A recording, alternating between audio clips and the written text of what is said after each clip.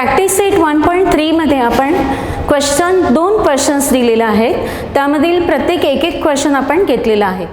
For example इथे दिला आहे second, the diagonals of rectangle are congruent. आता आपल्याला हे सेंटेन्स इफ देन फॉर्ममध्ये लिहायचं आहे. म्हणजे डायगोनल्स कोणाचे तर रेक्टँगलचे, ते कसे असतात कॉन्ग्रुएंट असतात. म्हणजेच हा रेक्टँगल दिलेला असेल तेव्हा त्यांचे डायगोनल्स हे कॉन्ग्रुएंट असतात. मग इफ देन फॉर्ममध्ये लिहिताना हा रेक्टँगल का आहे, टाईप ऑफ द क्वाड्रिलॅटरल आहे. म्हणजेच आपण आन्सर कसं लिहिणार आहोत, if a quadrilateral is a rectangle, quadrilateral is a rectangle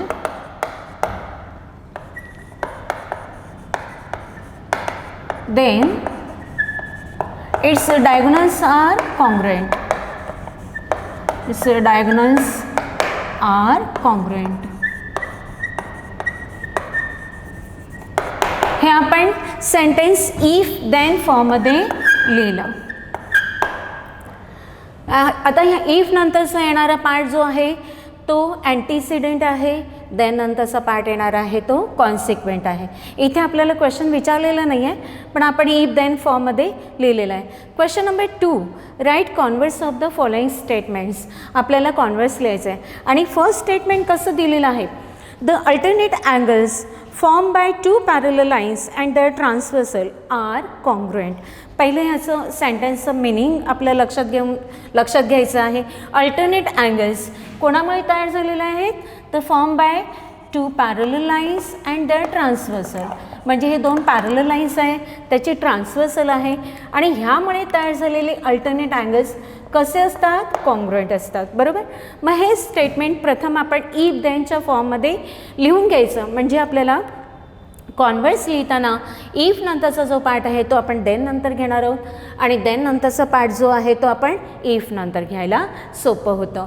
म्हणजेच कॉन्व्हर्स काय येणार आहे, if two lines and transversal are given then the alternate angles form by this transversal are congruent. मग ते स्टेटमेंट मी लिहून घेतलेलं आहे.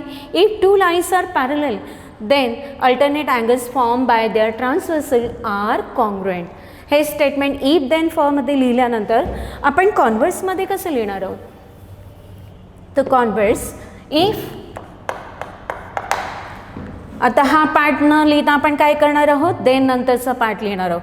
If alternate angles form by their म्हणजे कोणाचे, two lines, form by two lines and the transversal are congruent. If alternate angles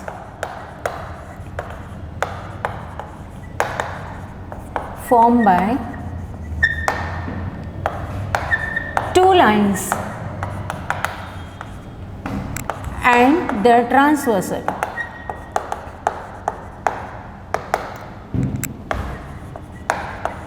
are congruent, then आता if नंतरचा पार्ट जो आहे तो आपण इथे लिहिणार आहोत. Two lines are parallel then those two lines are parallel. इथे काय दिलेलं आहे, इफ अल्टरनेट अँगल्स, दोन लाईन्स आणि त्याच्या ट्रान्सव्हर्सलमुळे होणारे अल्टरनेट अँगल्स जर कॉन्ग्रुएंट असतील तर ते दोन लाईन्स कसे असतात, पॅरलल असतात. बरोबर. Then the given two lines are, then those two lines are parallel, are parallel.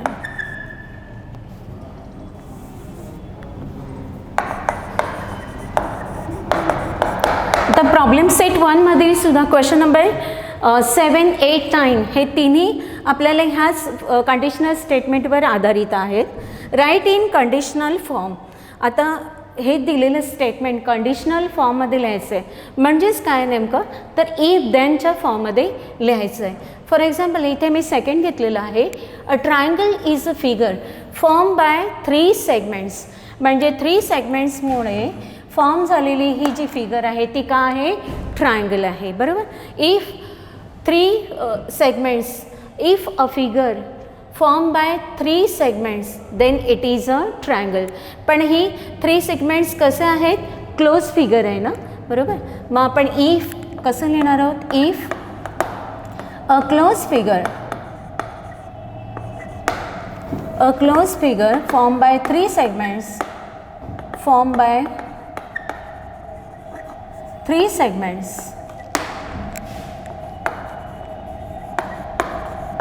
then it is a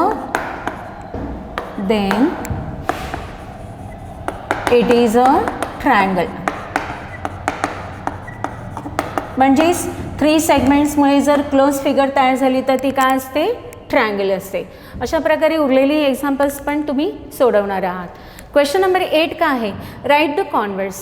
आता कॉन्व्हर्स लिहायचं आहे. इफ अँड देन फॉर्ममध्ये असेल तर तुम्हाला सहजपणे कॉन्व्हर्स लिहायला सोपं जातं. इफ नंतरचा जो पार्ट आहे तो आपण देन नंतर लिहिणार आहोत. इफ देन शोधायचं आहे, बरोबर. If the number is divisible by 3, if the given number is divisible by 3, then the sum of the digits of the given number is divisible by 3 also. मग आपण इथे कॉन्व्हर्स कसं लिहिणार आहोत, if the number is divisible by 3, if given number और नुसता number लिहिलं तरी चालेल. if the number is given, the number, if given number is divisible by 3, then the sum of the digits of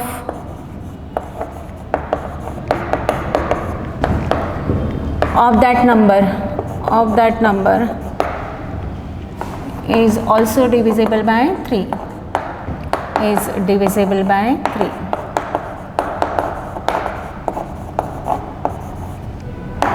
आता question number 9 मध्ये तुम्हाला antecedent आणि consequent ओळखायचं आहे आणि ते आपण शिकलो. इफ नंतरचा पार्ट जो आहे तो अँटीसिडेंट आहे आणि देन नंतरचा पार्ट जो आहे तो कॉन्सिक्वेंट आहे.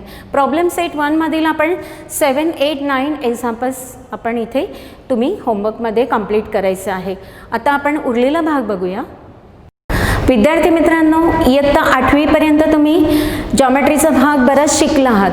आत्ताही आपण शिकतोय, पण ह्यापुढे आता आपण थिअरम्स, प्रॉपर्टीज प्रूव्ह करणार आहोत.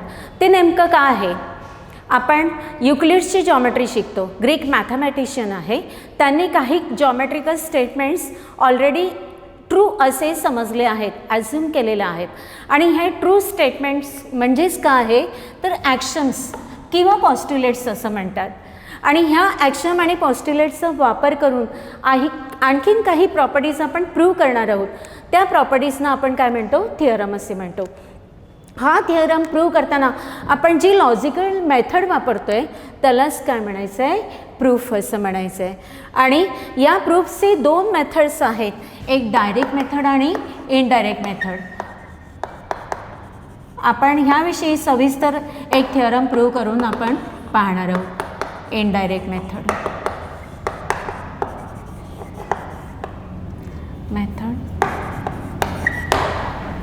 आता युक्लिड्सने आपल्याला टेक्स्टबुकमध्ये 5 पोस्ट्युलेट्स दिलेले आहेत आणि ते 5 पोस्ट्युलेट्स नेमके काय आहेत ते आता आपण डायग्रामद्वारे पाहूया. युक्लिड्स पोस्ट्युलेट्स पाहतोय आपण. फर्स्ट पोस्ट्युलेट आहे, there are infinite number of points passing through a given point.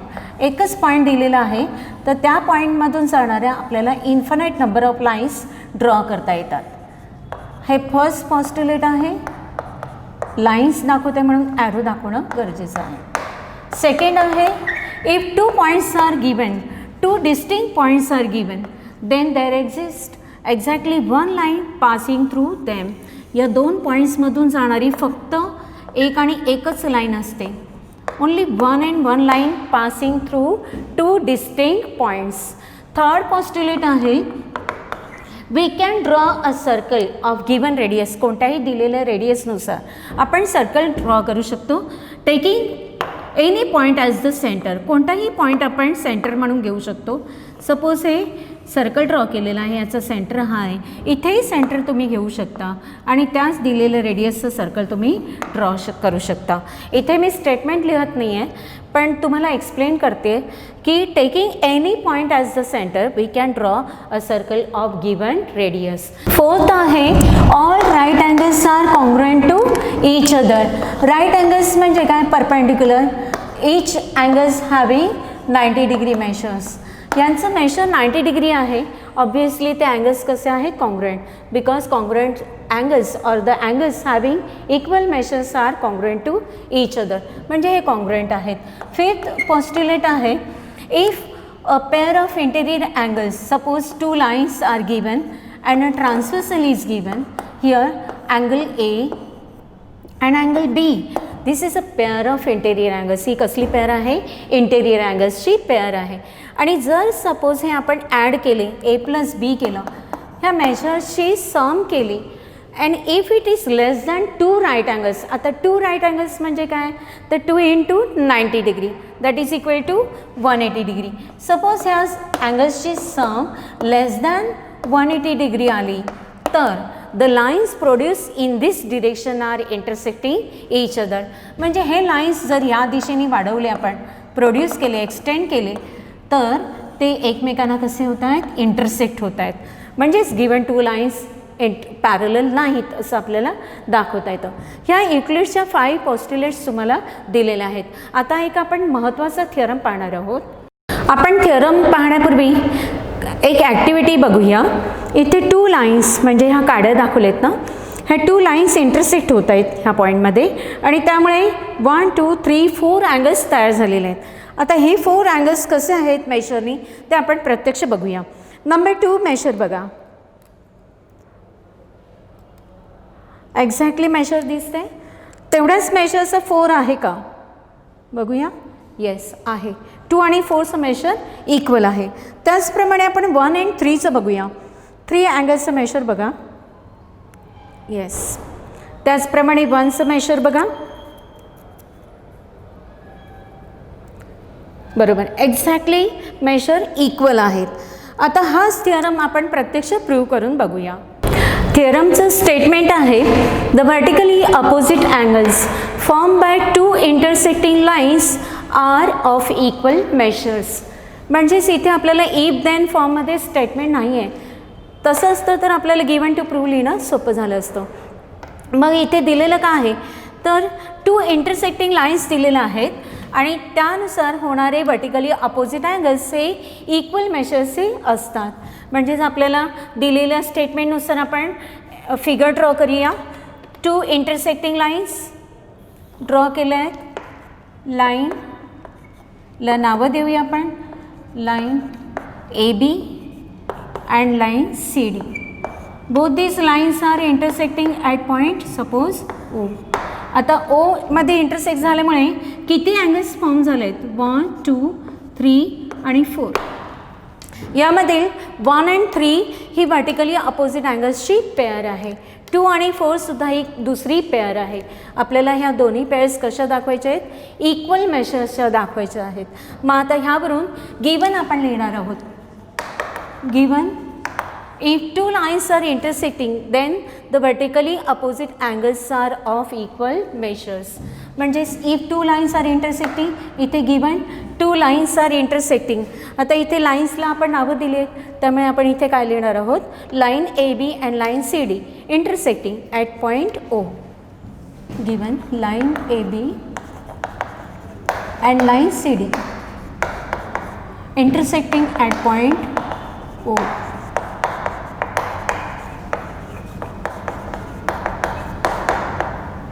Point O. This is given. To prove, काय प्रूव्ह करायचं आहे, तर number 1 equal to number 3, number 2 equal to 4.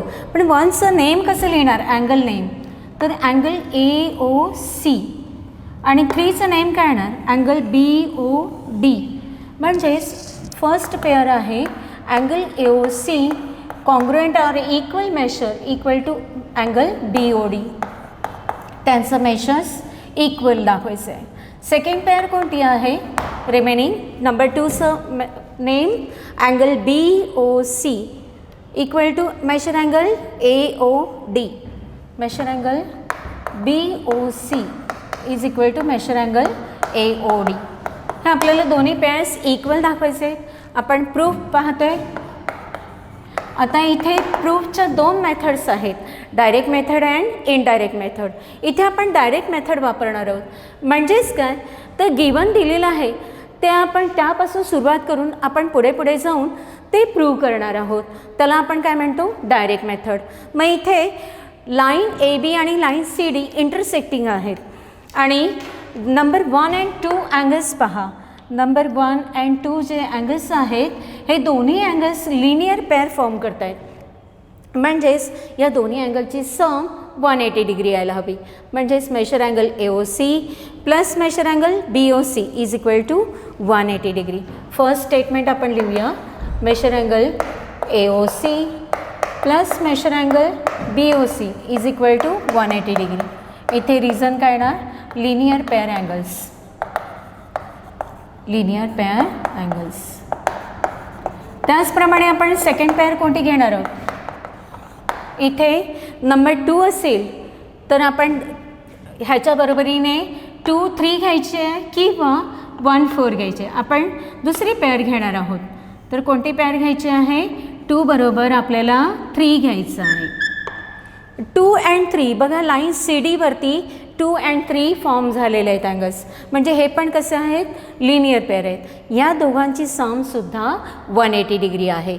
म्हणजेच measure angle BOC plus measure angle BOD is equal to 180 degree. Measure angle BOC plus measure angle BOD is equal to 180 degree. This is also from linear pair angles. Linear pair angles. Third, आपल्याला 1 and 2 बघा, right hand साईडला दोघांची सम ही 180 degree आलेली आहे. याचाच अर्थ measure angle AOC plus measure angle BOC, AOC plus measure angle BOC equal to 180 degree equal to measure angle BOC plus measure angle BOD. आपल्याला इथे दोन्ही साईडला कॉमन फॅक्टर कोणता दिसतो आहे, yes, measure angle BOC, measure angle BOC. Remaining काय मिळालं आपल्याला, therefore measure angle AOC is equal to measure angle BOD. Measures equal आहेत म्हणजेच अँगल्स कसे आहेत, कॉन्ग्रुएंट आहेत. Similarly we can prove that, सिमिलरलीचा हा शॉर्ट फॉर्म आहे. Similarly we can prove that measure angle AOD is equal to measure angle BOC. ह्याचप्रमाणे आपण डायरेक्ट मेथडनी आपण हे प्रूव्ह केलेलं आहे थिअरम. आपण आता इनडायरेक्ट मेथडचं एक प्रूफ बघूया. इनडायरेक्ट प्रूफसाठी आपण एक स्टेटमेंट पाहूया. A prime number greater than 2 is odd. आता हे आपण इफ देनच्या फॉर्ममध्ये लिहूया. If prime number is greater than 2 then it is odd. Prime number greater than 2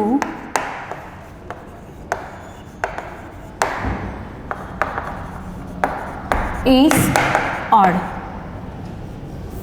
Greater than 2 then it is odd. आता आपल्याला इथे गिवन टू प्रूव्ह लिहूया.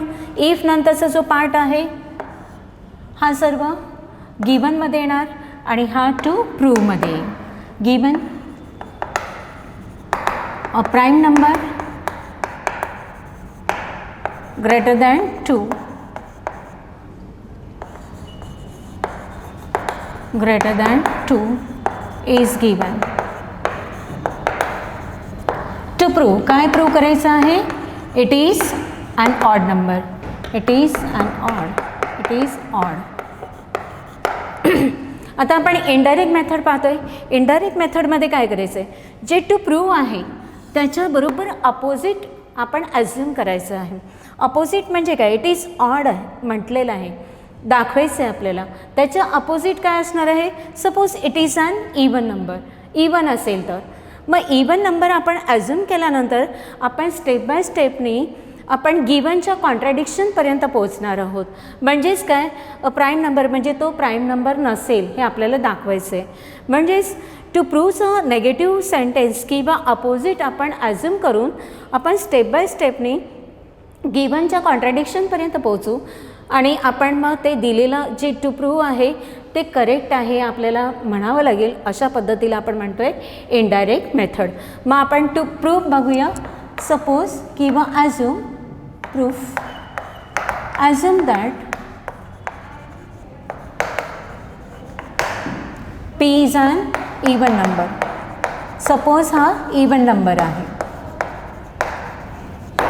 P even number आहे म्हणजेच तो 2च्या मल्टिपलमध्ये आहे किंवा Pचे फॅक्टर्समध्ये 2 असणार आहे. Therefore P is equal to 2 times काहीतरी एक कॉन्स्टंट नंबर घेऊया A, that is 2 is a factor of P, 2 is a factor of P. पण P हा नंबर कसा आहे, प्राईम नंबर असून तो ग्रेटर दॅन 2 आहे आणि प्राईम नंबरची डेफिनेशन तुम्हाला माहीत आहे. But P is a prime number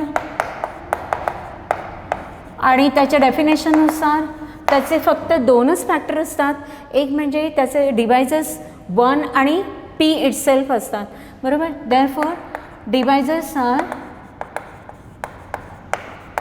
1 and P itself, बरोबर.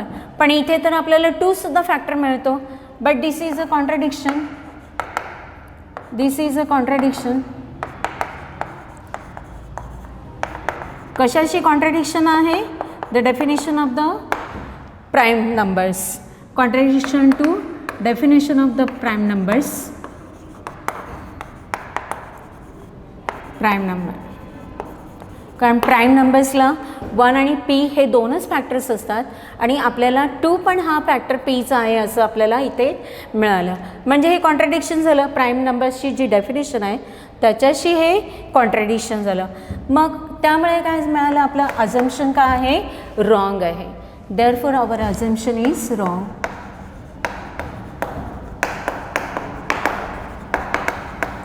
मग काय करेक्ट आहे, तर therefore P is an odd number. Therefore P is an odd number.